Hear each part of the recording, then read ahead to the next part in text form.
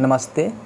अभी जो है एक बहुत बड़ी अपडेट निकल के आ रही है बिहार में इंटर जो एडमिशन है उसके रिगार्डिंग। तो सोचा कि चलिए एक अपडेट देकर आपको बता देते हैं, क्योंकि आप में से काफ़ी सारे स्टूडेंट ऐसे हैं जो 10th में पास कर चुके हैं, मतलब कि जो बोर्ड का एग्ज़ाम होता है वो क्लियर कर चुके हैं और अपना जो एडमिशन है वो इंटर में लेना चाहते हैं।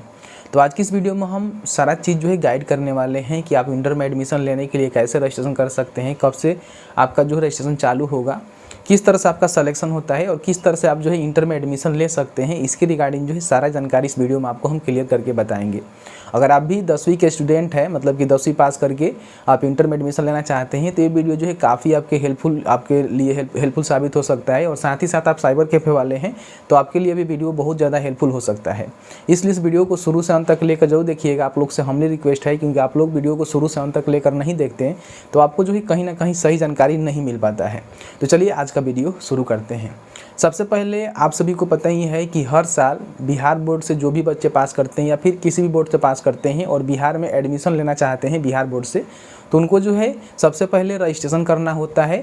और रजिस्ट्रेशन करने के बाद उनका जो है मेरिट लिस्ट बनता है, उसके बाद ही उनका एडमिशन हो पाता है।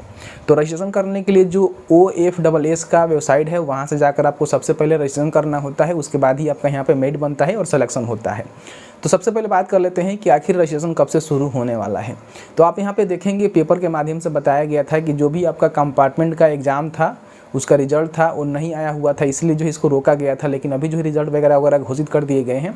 तो अब सरकार ये कह रही है कि जून का जो फर्स्ट वीक है, मतलब कि अभी तो जून चल ही रहा है, जैसे कि आज 3 जून को हम वीडियो शूट कर रहे हैं, तो जून का जो पहला वीक है, मतलब कि 1 से लेकर 7 तारीख के बीच में जो है कभी भी एडमिशन चालू हो सकता है।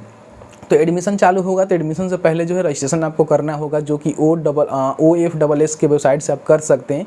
उसके लिए मैंने एक पर्टिकुलर आर्टिकल लिख दिया है, वो आर्टिकल को नहीं पढ़े हैं तो आप आई बटन में जाकर हमारे डिस्क्रिप्शन बॉक्स में उस वेबसाइट का लिंक है, आर्टिकल का लिंक है, उसको जाकर रीड कर सकते हैं। तो ये तो क्लियर हो गया कि जून का जो फर्स्ट वीक है उसमें जो है एडमिशन, मतलब जून के फर्स्ट वीक से जो है एडमिशन यहाँ पे शुरू होगा। अब यहाँ पे हम बात कर लेते हैं कि इसका प्रोसेस क्या होता है, डॉक्यूमेंट्स क्या रिक्वायर्ड होते हैं। देखिए, आपको रजिस्ट्रेशन करने के लिए, मतलब कि OFSS के पोर्टल पे रजिस्ट्रेशन करने के लिए केवल मार्क्स पता होना चाहिए, रोल कोड रोल नंबर पता होना चाहिए, एक फ़ोटो लगेगा, सिग्नेचर लगेगा। ये सारे चीज़ करके आप 350 रुपया या फिर 400 रुपये का, 350 रुपये ही लगता है, उसका पेमेंट करके जो है आप यहाँ पे रजिस्ट्रेशन कर सकते हैं। रजिस्ट्रेशन करने के बाद आप जो भी 10वीं मार्क्स लेकर आए हुए हैं उसके हिसाब से आप जो भी कॉलेज का चुनाव करेंगे, मतलब कि यहाँ पे 10 कॉलेज का चुनाव कर सकते हैं, कम मतलब ज़्यादा से ज़्यादा।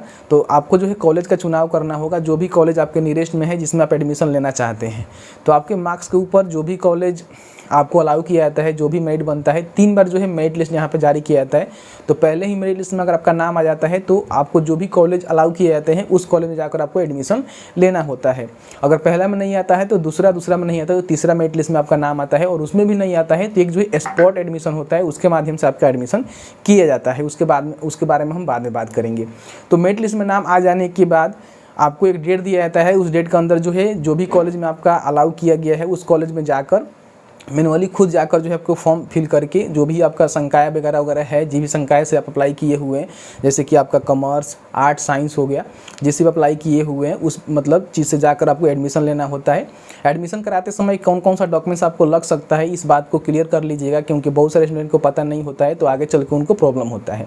अगर आप रिजर्वेशन कैटेगरी से आते हैं तो आपके पास जाति प्रमाण पत्र होना चाहिए, आय प्रमाण पत्र भी आपसे मांगा जा सकता है, फ़ोटो होना चाहिए, उसके बाद आधार कार्ड, आपका मार्कशीट, मतलब जो भी 10वीं का सर्टिफिकेट है वो आपको देना पड़ेगा। अगर आप एक कॉलेज से दूसरे कॉलेज में एडमिशन ले रहे हैं, जैसे कि जिस कॉलेज से स्कूल से आप पढ़े हुए हैं उसमें एडमिशन लेकर किसी और कॉलेज में एडमिशन ले रहे हैं, तो उस कंडीशन में आपको जो है जो आपका SLC होता है, SLC होता है, स्कूल लिविंग सर्टिफिकेट, वो आपको देना पड़ेगा ओरिजिनल में। तो अपने स्कूल से निकलवा लेंगे, जो भी स्कूल से आप पढ़े हुए हैं 10th, वहाँ से आप निकलवा सकते हैं। तो ये सारे डॉक्यूमेंट्स, साथ ही साथ आपका पासबुक भी लगेगा और फ़ोटो लगेगा, और कुछ पैसे यहाँ पे देने होते हैं। वो मतलब सरकार की तरफ से निर्धारित एक शुल्क होता है, उस शुल्क आपको देने होते हैं, उसके बाद ही आपके यहाँ पे एडमिशन हो पाता है। तो मैनुअली जाकर आपको एडमिशन कराना होता है। एडमिशन कराने के बाद आपका उस कॉलेज में एडमिशन हो जाता है जहाँ से आप इंटर मतलब आगे की पढ़ाई करते हैं। तो ये सारे प्रोसेस होते हैं, ठीक है। तो सबसे पहले आपको रजिस्ट्रेशन करना होता है, रजिस्ट्रेशन के बेस पे आपका मेरिट बनता है, मेरिट बनने के बाद उस कॉलेज में जाकर आपको एडमिशन लेना होता है, उसके बाद ही आपका इंटर में एडमिशन कंप्लीट होता है। ऐसा नहीं है कि OFSS की वेबसाइट पे आपने रजिस्ट्रेशन कर दिया तो आपका एडमिशन हो गया, ऐसा कुछ नहीं है। पहले आपको रजिस्ट्रेशन करना होता है, उसके बाद ही आपका मेरिट लिस्ट बनाकर आपका जो है यहाँ पे कॉलेज में एडमिशन करने के लिए फॉर्म फिल किया जाता है। तो ये सारे प्रोसेस होते हैं। तो मैंने आपको स्टार्टिंग में ही बता दिया कि जो जून है उसका फर्स्ट वीक में जो है इसका एडमिशन शुरू हो सकता है, यानी कि रजिस्ट्रेशन शुरू हो सकता है। तो उस समय आपको हम वीडियो बनाकर जानकारी दे देंगे। तो फिलहाल बस यही जानकारी था। डॉक्यूमेंट्स तैयार रखेंगे, जैसे एडमिशन शुरू होता है तो सबसे पहले फॉर्म को फिल कर लेंगे और मैनुअली अपने जो कॉलेज है उसमें जाकर अपना एडमिशन करा सकते हैं। साथ ही साथ 3 बार मेरिट लिस्ट जारी किया जाता है। अगर लिस्ट में नाम नहीं आता है तो उस कंडीशन में आप स्पॉट एडमिशन का जो है सहारा ले सकते हैं, जिसके लिए हम आगे आपको वीडियो बनाएंगे, जिसके माध्यम से आपको एक डेडिकेटेड वीडियो बनाएंगे जिसमें आपको सारा जानकारी क्लियर करके बता देंगे। तो बस आज की वीडियो में इतना ही। उम्मीद करते हैं कि वीडियो आपको अच्छा लगा होगा। तो प्लीज़ वीडियो को लाइक करिएगा। आपके मन में कोई भी सवाल होगा तो नीचे आप हमें कमेंट सेक्शन में कमेंट करके बता सकते हैं, जिसके रिगार्डिंग आपको जानकारी देने की कोशिश करेंगे। तो चलिए मिलते हैं एक नए वीडियो में एक नए टॉपिक के साथ। तब तक के लिए वीडियो देखने के लिए आपका बहुत बहुत धन्यवाद। आप जहाँ भी हैं सुरक्षित रहें, स्वस्थ रहें। बहुत बहुत धन्यवाद।